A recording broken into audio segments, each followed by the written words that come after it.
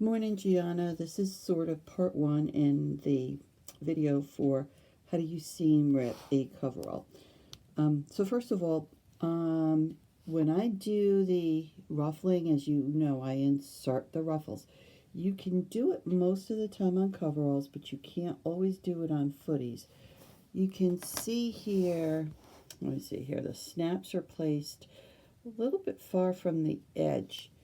And if you turn it over, you can feel along where the um, seam allowance ends. It ends before the snap. If it ends here where the snap is over it, which it usually does on footies, then we cannot open them up, and so you have to do them under um, under behind the placket instead of inserting it. I'll try to find some later and show you. So anyway, to get it started, just go to the back and just pick a couple of threads. Um, I started this one for you, and it's sometimes I wear like little magnifying glasses, but it's not too bad. And we're gonna pull it out, and that helps us to open it up enough over here. Let's see, so you can sort of see those threads there. I'm gonna pick them.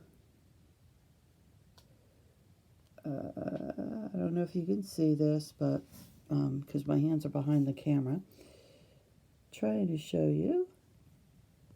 So once you get one or two picked like that, so from there, it's pretty easy to just go all the way down this baby and just sort of pick your threads out, right? Does not take too long at all. Then once you get to the bottom, because I insert mine down here, like right in this area as well, just like they will come from the factory. That way your ruffle isn't sort of flapping out. The way you take this one apart is from the back side here. And we're going to pick these threads. You just want to try to get one to get you started. It will open up, and there's usually a couple of rows of stitching here. It's easier once I've got the whole placket done, but you can see like that, and you're just gonna pick and keep going till you get almost all the way to the seam. You don't want to go all the way to the seam, but almost.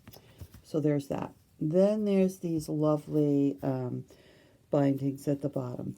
So the truth of the matter is, I don't know whatever else you've been told. Sometimes I will seam rip these bindings off. More often than not, I'm just going to use a rotary cutter and cut them right along the top. A couple reasons, especially if it's older, and I'm not that worried about losing, eighth of an inch of length over here. It's better to cut them because when you seam rip off, a lot of times the fabric in here from the coverall itself, it's all frayed. It's got holes.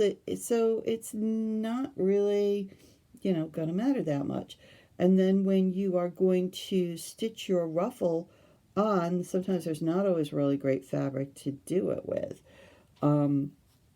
So probably 90% of the time, just take a rotary cutter and I just slice them off like that. It's kind of easy. I'm not going to actually do it here because I'm not on my mat. But if you just stretch it between your two fingers, sort of, here we go. So you can see like that. And then I take the rotary cutter and I just run it right along. Boom, done, all set. If you have to take them apart, you have to pick it over here and start pulling it over, because when they put it together and then they top stitch it. So you're going to have a couple rows in here, and I'm trying to show you that. So we'll start pulling it apart here. I think one of yours I cut off, and probably a couple I picked off it. It really depends on what I'm working with, but most of the time it's just better off to just cut it. You're not going to lose enough, and you're going to save yourself time and aggravation. So videos are not my deal. I don't spend a ton of time doing it. Okay, so we started to get that apart. Now we have to get the rest of this seam apart here.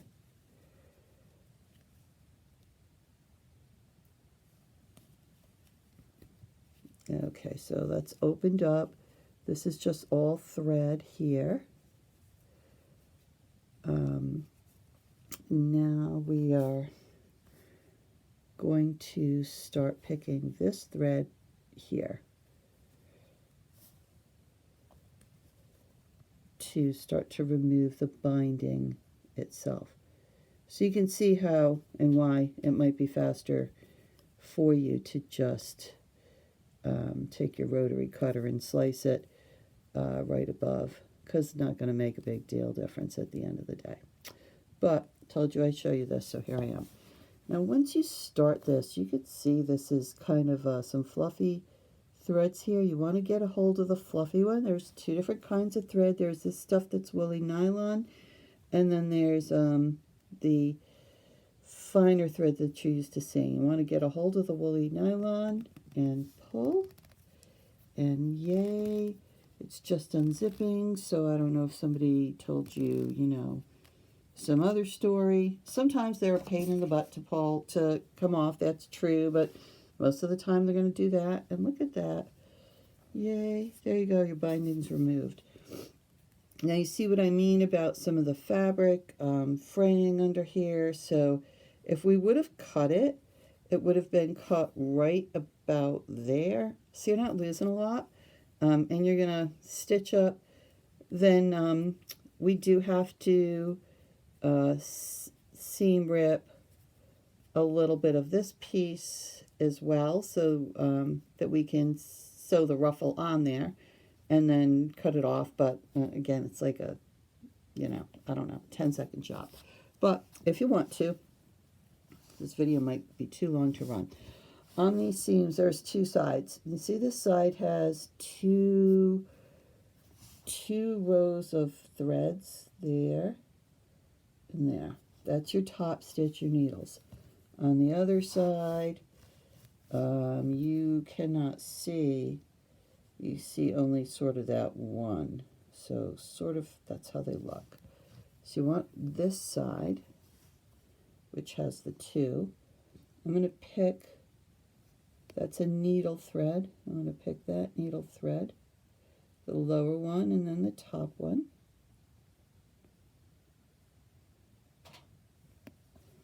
All right, now once we've got them broken, we're just going to grab a hold of one, pull it out. Okay, and we're going to grab a hold of a bottom one and get it out of there. We're going to try. Sometimes it's a pain in the butt.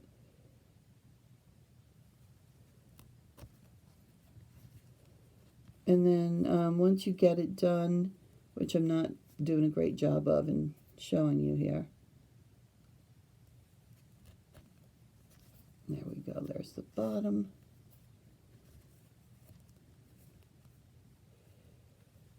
And I need to get the top one out.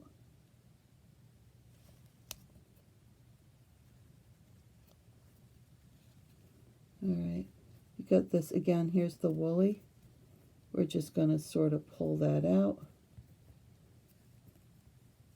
And here you go. We're now opened up so that we have space here to stitch the ruffle on, stitch the ruffle around, and we're going to close that seam back up, and voila. So I'm going to check the quality of the video. If it came out good enough, I'll send it to you. There's your lesson. Message me with all your questions.